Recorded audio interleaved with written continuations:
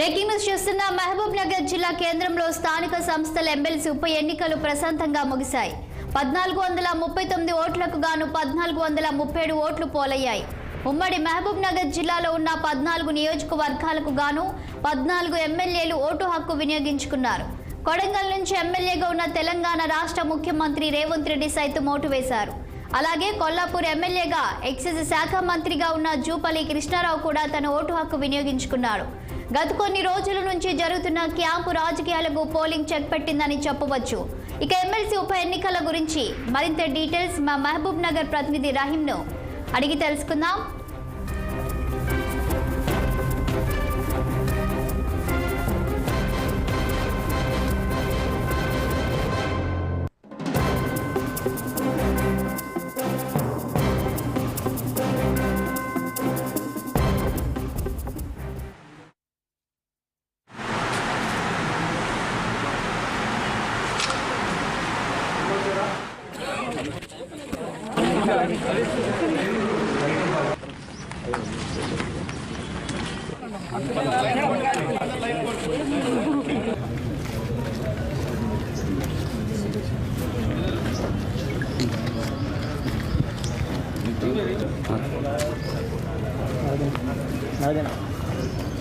Sir ఎవరు sir ఎవరు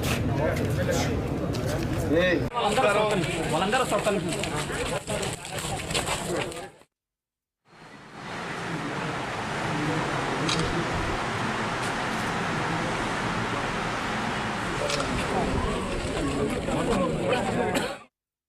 మహబూబ్ నగర్ జిల్లా కేంద్రంలో స్థానిక సంస్థల ఎమ్మెల్సీ ఉప ఎన్నికలు ప్రశాంతంగా ముగిశాయి. 1439 ఓట్లకు గాను 1437 ఓట్లు పోలయ్యాయి. ఉమ్మడి మహబూబ్ నగర్ జిల్లాలో ఉన్న 14 నియోజకవర్గాలకు గాను 14 మంది ఎమ్మెల్యేలు ఓటు హక్కు వినియోగించుకున్నారు. కొడంగల్ నుంచి ఎమ్మెల్యేగా ఉన్న తెలంగాణ రాష్ట్ర ముఖ్యమంత్రి రేవంత్ రెడ్డి సైతం ఓటు వేశారు. అలాగే కొల్లాపూర్ ఎమ్మెల్యేగా ఎక్సైజ్ శాఖ మంత్రిగా ఉన్న జూపల్లి కృష్ణారావు కూడా తన ఓటు హక్కు వినియోగించుకున్నాడు. గత కొన్ని రోజుల నుంచి జరుగుతున్న క్యాంపు రాజకీయాలకు పోలింగ్ చెక్ పెట్టిందని చెప్పవచ్చు.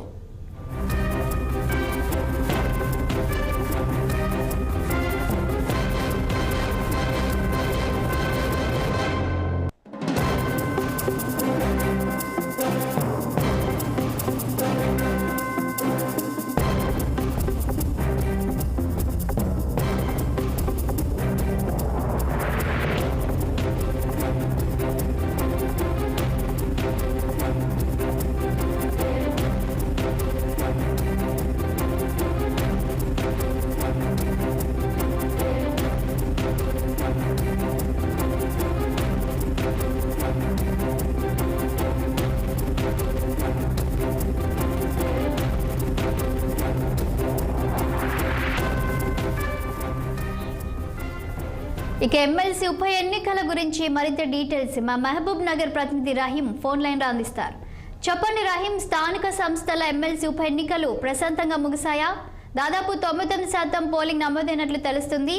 ఓటైన ఇద్దరు ఎవరు, అలాగే కౌంటింగ్ ఎప్పుడు జరగనుంది, పూర్తి డీటెయిల్స్ ఏంటి?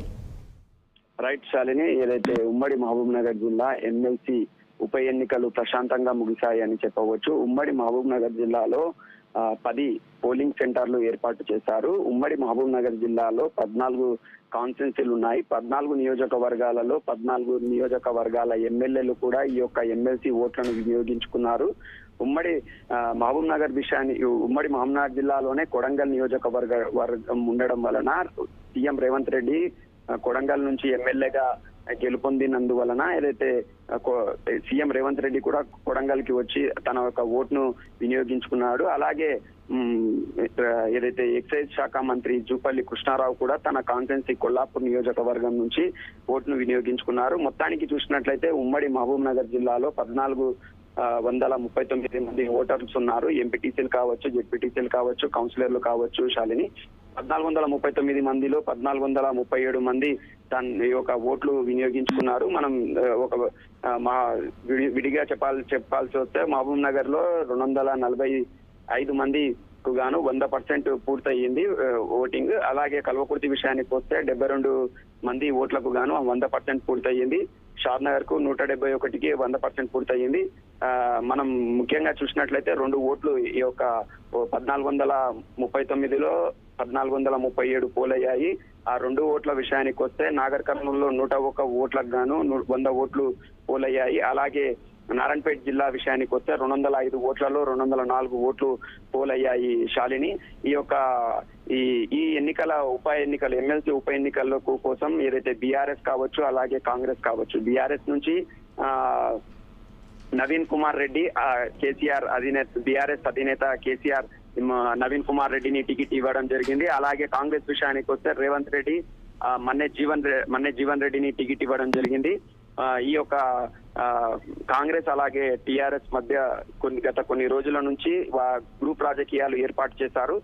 ఏదైతే కాంగ్రెస్ ఎంపీటీసీ జెడ్పీటీసీలు కావచ్చు అలాగే బీఆర్ఎస్ జెడ్పీటీసీ ఎంపీటీసీలు కావచ్చు, వారిని తీసుకుపోయి గోవాలో ఏదైతే 2-3 రోజుల నుంచి వాళ్ళని అక్కడనే ఒక 5 స్టార్ హోటల్స్ తీసుకొని కాంగ్రెస్ వాళ్ళు కావచ్చు అలాగే బీఆర్ఎస్ వాళ్ళు కావచ్చు వారిని అక్కడనే పెట్టి ఈ రోజు నేరుగా పోలింగ్ సెంటర్ల కాడికి, అంటే ఈ యొక్క పోలింగ్ సెంటర్లకు కొంచెం దూరంలో ఈ యొక్క బస్సులను ఆపి వారిని ఒక 5 మంది నుంచి 10 మంది వరకు ఈ యొక్క పోలింగ్ సెంటర్ల కాడికి పంపించడం జరిగింది.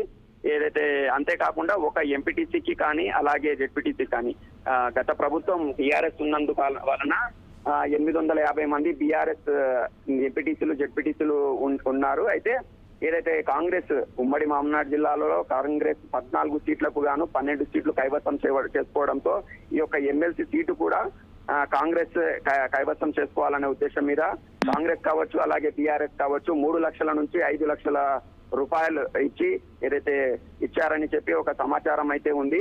మొత్తానికి చూసినట్లయితే గ్రూప్ రాజకీయాలు జరిగాయని చెప్పవచ్చు, క్యాంపు రాజకీయాలు జరిగాయని చెప్పవచ్చు. శాలిని ఈ రోజు ఉదయం 8 గంటల నుంచి ఇప్పుడు సాయంత్రం 5 గంటల వరకు ఈ యొక్క పోలింగ్ మాత్రం జరిగింది. రేపు ఏప్రిల్ 2వ తేదీన ఈ యొక్క కౌంటింగ్ జరగనుంది. Shalini, thank you Rahim.